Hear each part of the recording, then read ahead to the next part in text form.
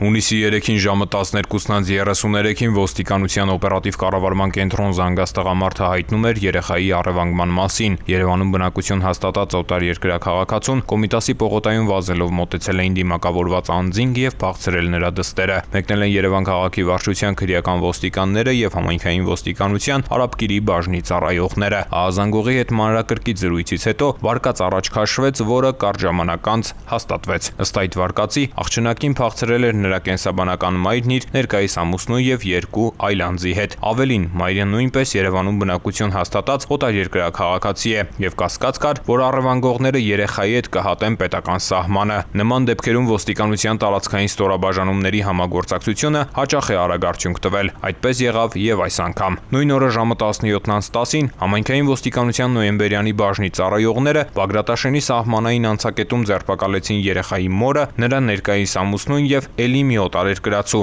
Առևանգված աղջիկը նրանց հետ էր։ Բոլորն էլ տեղափոխվել են քրեական ոստիկանության Երևան քաղաքի վարչություն։ Կազմված փաստաթղթերը ներկայացվել են Արաբկիր վարչական շրջանի քննչական բաժին։ Հանգամանքները նախաքննությամբ պարզվում են։